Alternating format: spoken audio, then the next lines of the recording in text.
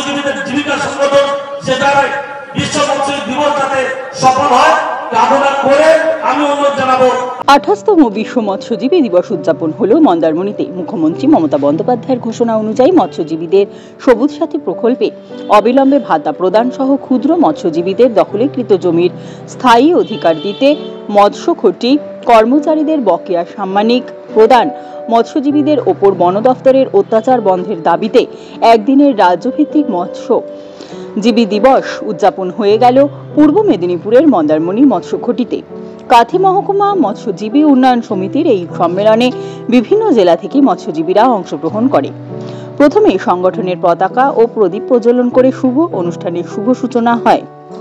একদিনের এই সম্মেলনে উপস্থিত ছিলেন পশ্চিমবঙ্গ সরকারের মৎস্যমন্ত্রী বিপ্লব রায় চৌধুরী, ছিলেন বিধায়ক অখিল গিরি, সত্যজিৎ ধারা, রবীন্দ্রনাথ মান্না, দীঘা রামকৃষ্ণ মঠের মহারাজ স্বামী নিত্যাবোধানন্দ জি সহ অন্যান্যরা। এদিন মঞ্চ থেকে মহিলা মৎস্যজীবী মীনাক্ষী মান্না ও গ্রিন পিস পুরস্কৃত মহিলা মৎস্যজীবী রত্না মাঝিকে সম্মানিত করা হয়। এদিন এক মৎস্যজীবী জানান, তাদের দৈনন্দিন জীবন চালাতে হিমশিম খেতে হচ্ছে। রাজ্য সরকার তাদেরকে সহায়তা করলে উপকৃত হবেন তারা। এই যে মৎস্য আপনারা শুটকি মাছের জায়গা করেছেন, এখানে কতটা জমি নিয়ে করছেন? এটা 48 একর। 48 একর। কি কি মাছ শুকানো হয় এখানে? এখানে বেলে থেকে, পাটিয়া থেকে, পাবলা থেকে, ছুরি থেকে সবাই মাছ, বিভিন্ন রকম মাছ তৈরি হয়। ওই যেটা খাবার প্রয়োজনে মানুষের, ওটা মানুষের বাড়িতে থাকে, মানে চাটাই আর উপরে, আর এবং ডাইফি যেটা হচ্ছে ওটা মুরগি খাবার এবং মাছের খাবার তৈরি হয়। কিছু কিছু সার তৈরি হচ্ছে, রাসায়নিক সার, মানে যারা নিয়ে যাচ্ছে তারা তা উপরে বলতে পারবে। তা আমরা তো এখানে তৈরি করে দিচ্ছি, তারা সব গাড়ি করে নিয়ে চলে যাচ্ছে। কত লোক কাজ করে এখানে? এখানে কাজ প্রায় 2 থেকে 3 হাজার লোক। আপনাদের সরকারি কোনো অনুদান পান? না, সরকারি কোনো অনুদান নেই। বর্তমানে আগে আগে দিত, এখন একদম বন্ধ হয়ে গেছে। আর্থিক অবস্থা আপনাদের সচ্ছল তো মোটামুটি? না, মোটামুটি মানে ওই লোকের কাছ থেকে, মানে এই যে মহিলা সমিতির টাকা নিয়ে আমাদের কারবার করতে, লোন নিয়ে করে। লোন শোধ করতে অসুবিধা হয় না? না, অসুবিধা মানে কি, ওই এবছর থেকে যাচ্ছে, আবার দিতে হচ্ছে, সামনে বছর রোজগার করে। কিরাম লাভ থাকে আপনাদের বছরে? বছরে লাভ ওই কত থাকে, পুরোটাই ধরো 2 থেকে 1 লাখ টাকার মতন ধরো লাভটা থাকে। ওইটারও তোমাকে মানুষে যারা টাকা নিয়ে এসেছ, মানে মাঝনের কাছ থেকে, ওদেরকে পয়সা দিতে হচ্ছে। দেওয়ার পরে টুকিটাকি সংসারটা কোনো মেনটেন হয়। আপনি, আপনার নাম? শেখ আক্তার উদ্দিন। আপনি কত বছর ধরে রয়েছেন এখানে? আমি প্রায় আজ থেকে 60 বছর, আমার 62 বছর হয়ে গেল, কিন্তু আমাদের কোনো ইয়ে পাইনি। পিএফ বা কিছু নেই?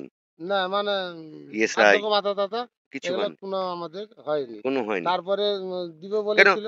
যারা মৎস্যজীবী নয় ওই মৎস্যজীবীরা পাচ্ছে, কিন্তু যারা প্রকৃত মৎস্যজীবী তারা পায়নি। আমাদের সমুদ্রে যারা যায়, সমুদ্রে আমাদের কাগজপত্র সব বললো, ব্যাংক প্লেটে 10,000 করে টাকা দিবে 2 মাস বললো, কিন্তু সে টাকাও গত বছর চালু হয়েছিল, কাউকে পায়নি। কিন্তু অন্যান্য লোক যারা চাষি বসে যারা করে তারা পেয়েছে, তারা কিন্তু সমুদ্রে অলরেডি যায়। কত ঘন্টা ধরে এখানে কাজ করে মানুষ? এখানে মাছ কাজ করে ধরো 12 ঘন্টা। 12 ঘন্টা কাজ করে। 12 ঘন্টা, তারপরে আবার রাতে যখন ফিশিং মাছ এলো, এরা আবার 6 ঘন্টা, 18 ঘন্টা কাজ পার ডে একটা না। কিরাম রোজ পায়? রোজ পায় ওই 300 টাকা, 400 টাকা, 200 টাকা।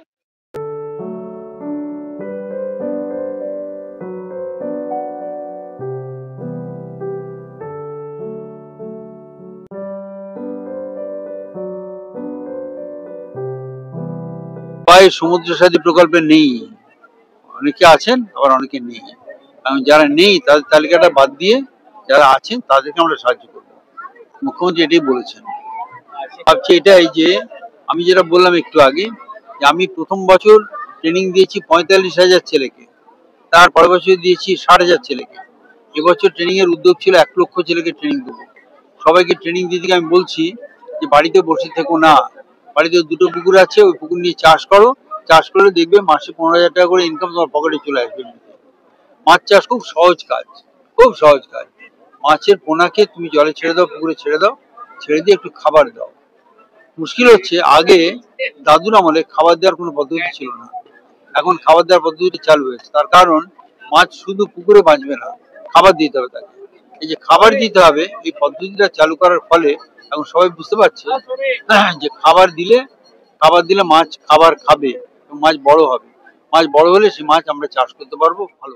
মন্ত্রী এখানে আছেন বিপ্লব রায়চৌধুরী, দিতে হয়তো মুখ্যমন্ত্রী এই ব্যাপারটা একটু ভুলে গিয়েছেন বিভিন্ন কাজে ব্যস্ত থাকার জন্য। তাই যে সমুদ্র সাথী প্রকল্প যেটা তিনি ঘোষণা করেছিলেন যে 3 মাস যখন এটা থাকে বন্ধ থাকে, সমুদ্রে যেতে পারে না, যে সমস্ত গরিব মৎস্যজীবী যারা তাদের খাওয়া দাওয়া খুবই অসুবিধা হয়, তারা এই 3 মাস মানে 61 দিন তারা যাতে 3 মাস 90 দিন তারা এই 3 মাস যাতে টাকাটা পায়, সেটা সমুদ্র সাথী প্রকল্পে তারা যদি বাকি আছে, অ্যাকচুয়ালি বাকি আছে একদম পায়নি, তারা যাতে পেতে পারে তার জন্য মুখ্যমন্ত্রীর দৃষ্টি আকর্ষণ করে। বারবার এটা একটা হয়েছে কি, একটা দুটো আইন আছে, একটা আমাদের বাংলার আইন আছে, একটা 12 কিলোমিটার, আর একটা তারপরেই আমাদের দেশের আইন আছে।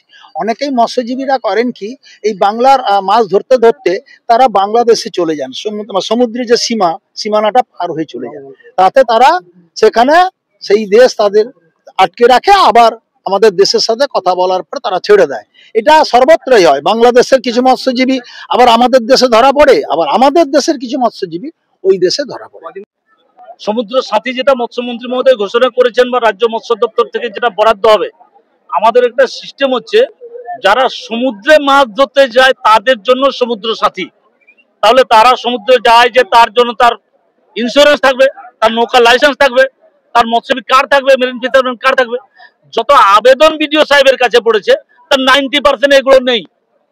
তার জন্য আমরাও সংগঠন চাইছি প্রকৃত যারা মৎস্যজীবী সি গোয়িং ফিশারম্যান তাদের কাগজপত্রগুলো সঠিকভাবে বিডিও সাহেবের কাছে পৌঁছাক। আমাদের রাজ্য সরকার নিশ্চয় তাদের জন্য সমুদ্র সাথী প্রকল্প কার্যকারী করবে। রাজ্য সরকারের মৎস্যমন্ত্রী মহোদয়কেও বলেছি যে যেভাবে দলে দলে সব নামগুলো লিখেছে, তারা প্রকৃত হয়তো অনেকে মৎস্যজীবী কিন্তু তারা সমুদ্রগামী মৎস্যজীবী নয়। এর উদ্দেশ্য একটাই ছিল, সমুদ্রে আমাদের 12 মাসের মধ্যে 10 মাস ফিশিং হয়, 2 মাস ফিশিং বন্ধ থাকে।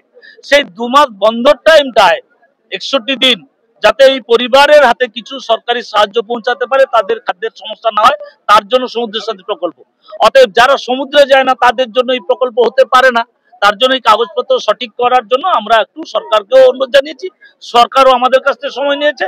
পারস্পরিক সম্পর্কের মাধ্যমে এটা একটু ডিলে করা হয়েছে, কিন্তু যতক্ষণ কাগজপত্র সঠিক করা না হচ্ছে ততক্ষণ বরাদ্দ করা যাবে না।